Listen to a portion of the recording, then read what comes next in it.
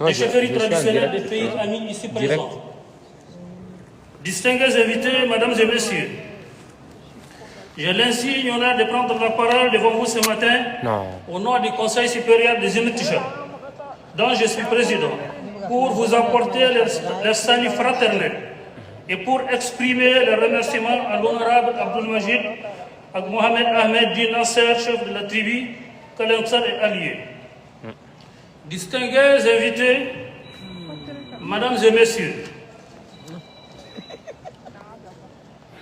le gouvernement de la transition à lui seul ne peut pas faire face aux multiples défis qui assaillent notre pays aujourd'hui. Il a besoin de la mobilisation, de l'engagement, de l'accompagnement et de toutes les populations maliennes. Qui dit population, dit forcément chefferie traditionnelle. C'est-à-dire que les chefferies traditionnelles sont interpellées. Le premier rôle auprès de l'État central. Mais la question principale qui se pose aujourd'hui sont les suivantes. Quel est l'état actuel de ces chefferies traditionnelles au Mali?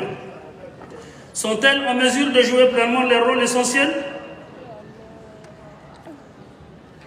qui est le leur dans la restauration de la paix, de la sécurité, de la cohésion nationale, de la promotion du développement du pays?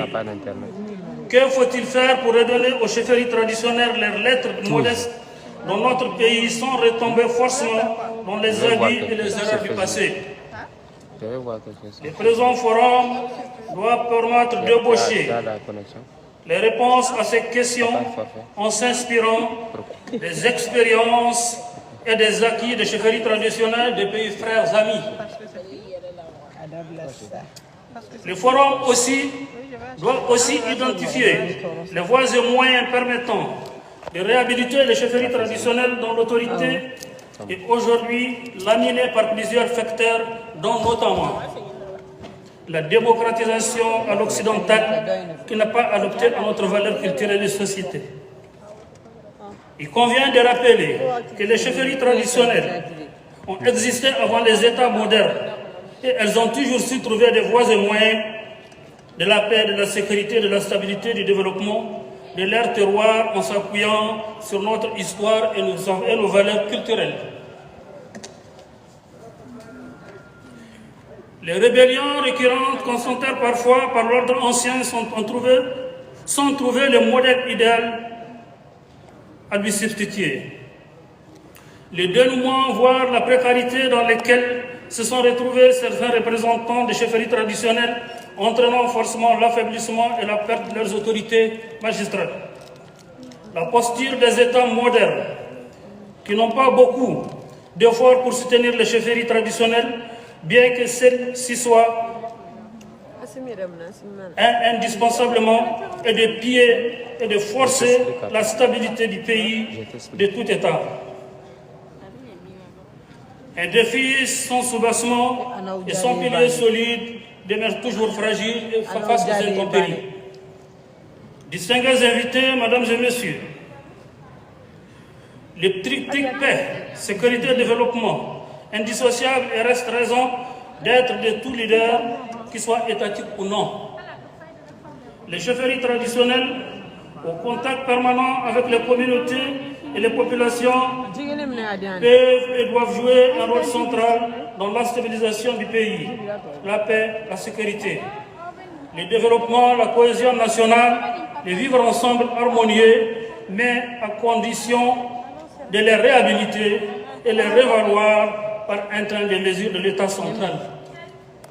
L'État central doit prendre,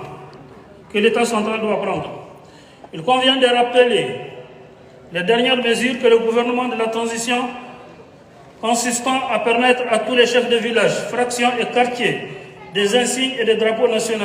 Cela n'est pas encore suffisant pour la révalorisation des chefferies traditionnelles, afin qu'elles puissent jouer pleinement leur participation dans la pacification, la stabilisation et le développement du pays. Distingués invités, mesdames et messieurs, à titre de contribution et de suggestion, je voudrais inviter le forum à se pencher sur les propositions ci-après. La révalorisation du statut et la place et rôle des chefferies traditionnelles par l'État à travers le renforcement de leur personnalité morale, le statut officiel, places protocolaires, moyens conséquents matériels, humains et financiers pour l'accomplissement de leur mission.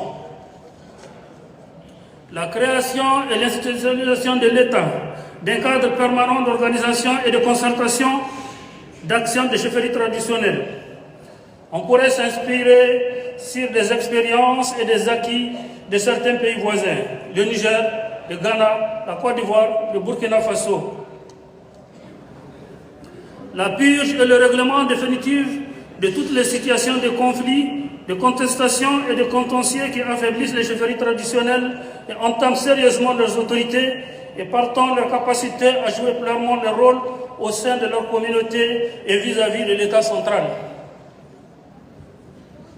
La décolonisation de la fonction des chefs traditionnels, ce qui reste est compatible à sa mission et relève de l'administration publique. Le chef traditionnel ne doit pas faire de la politique. Il doit faire preuve de neutralité, d'équité, de justice, d'équidistance vis-à-vis de toutes les populations qui sont toutes sans exception sous son autorité. Je vous remercie.